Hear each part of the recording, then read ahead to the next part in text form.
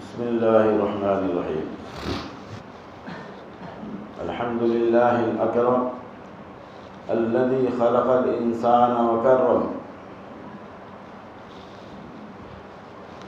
اعوذ باللہ من الشیطان الرجیم بسم اللہ الرحمن الرحیم یسألونک عن الروح قل الروح من امر ربی.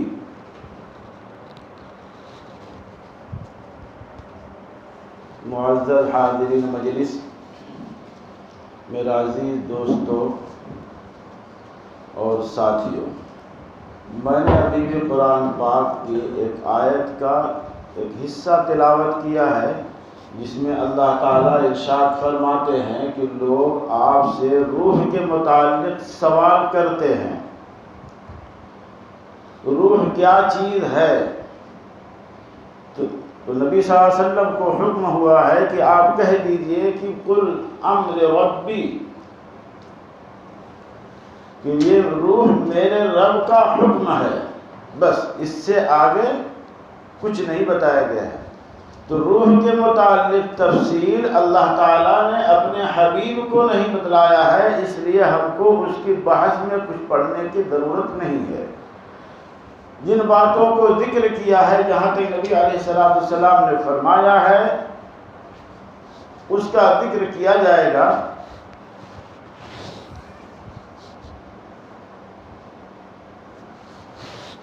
انسان کی ایک حقیقت ہوتی ہے.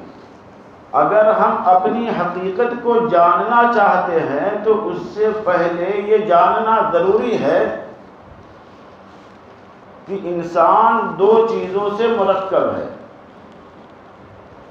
ایک ظاہری ڈھانچہ ہے جس کو جسم کہتے ہیں، جس کو ہماری آنکھیں دیکھتی ہیں، جیسے ہاتھ، پیر،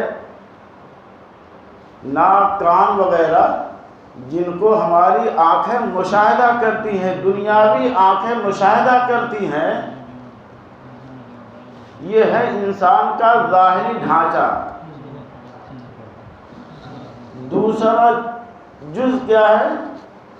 روح ہے، جس کو ہماری آنکھ نہیں دیکھ سکتی ہے. یہ دنیاوی آنکھیں روح کو دیکھنے سے قاصر ہیں.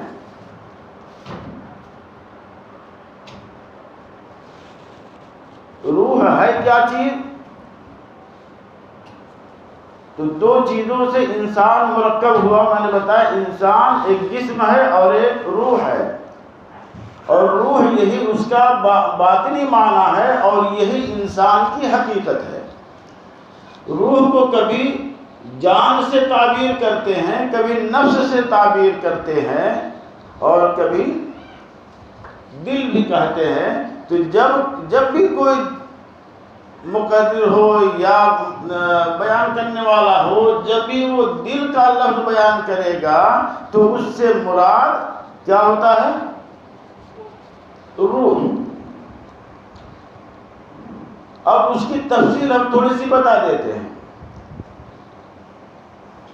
اصل انسان کے جسم میں روح ہے، لیکن اس کا تعلق جو انسان کے اندر دل ہے، دل سے اوپر اس کا مرتبہ ہے.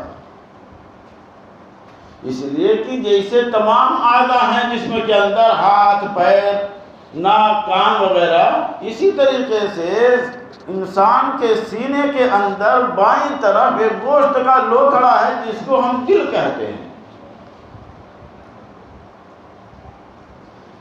دل اگر چاک کر دیا جائے تو ہماری آنکھ اس کو دیکھ سکتی ہے،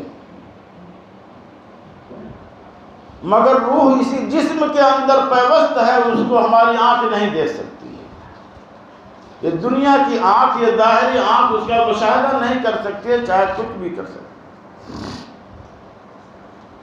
تو روح کا تعلق کس سے ملتا جلتا ہے؟ دل سے. اسی سے تعبیر کیا جاتا ہے. یہ ہاتھ اور پیر یہ کس لیے بنائے گئے ہیں؟ یہ اسی روح کی سواری ہے.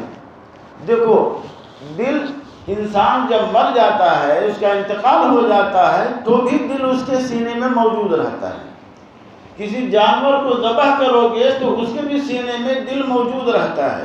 اس لیے روح کا تعلق جو ہے وہ کہا جاتا ہے دل اصل ہے، دل اصل ہے، دل حقیقت ہے، لیکن روح جو ہے وہ دل سے اوپر کا درجہ ہے،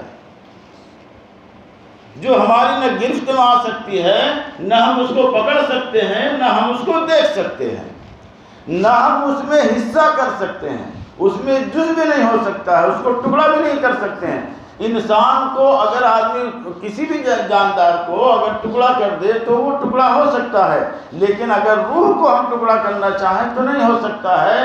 اس لیے کہ ایک ایسی بحث ہے کہ اگر روح ٹکڑا ہو جائے گی تو ایک ہی وقت میں انسان ان پڑھ بھی ہوگا اور پڑھا لکھا بھی ہوگا، اور یہ ممکن نہیں ہے۔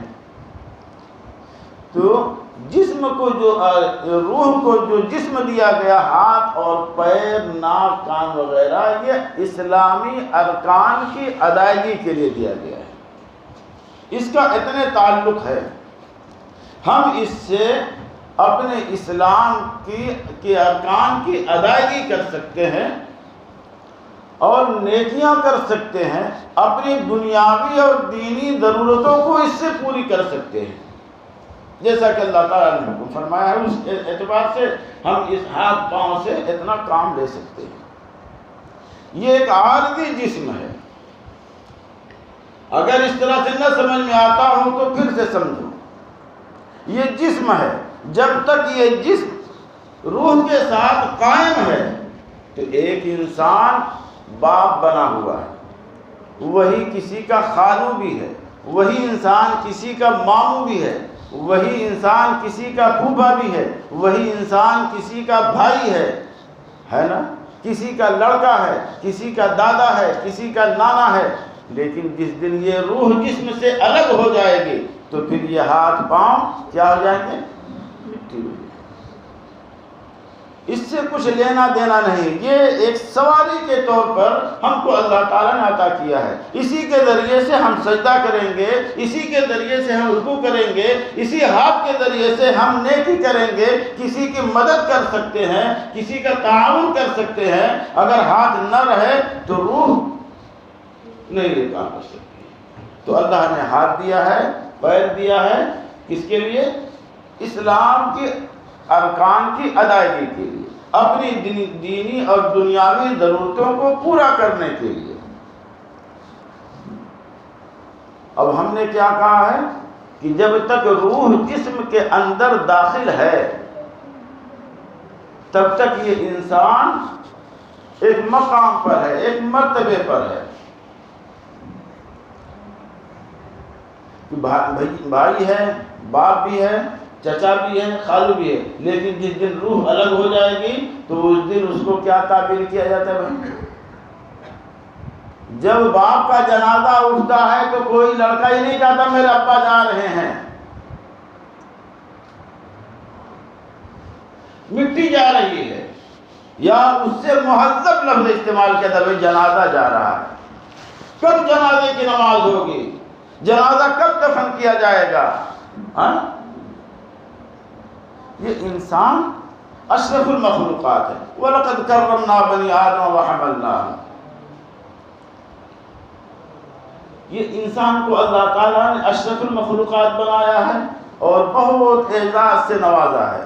یہ ہم پہلے بھی بیان کر چکے ہیں۔ دیکھو جانور اگر مر جاتا ہے تو آدمی بہت کہتے ہیں دفن کر دیتا ہے یا تو کہیں کنارے ڈال دیتا ہے، اس کو چیل کوا کھا لیتے ہیں، ہے ایسا نا؟ لیکن انسان آج دنیا میں بڑے وقار کے ساتھ رہا ہے، بڑے اعزاز کے ساتھ رہا ہے۔ کوئی عالم ہے، کوئی امام ہے، کوئی محدث ہے، کوئی ڈاکٹر ہے، کوئی ماسٹر ہے، کوئی پیر ہے،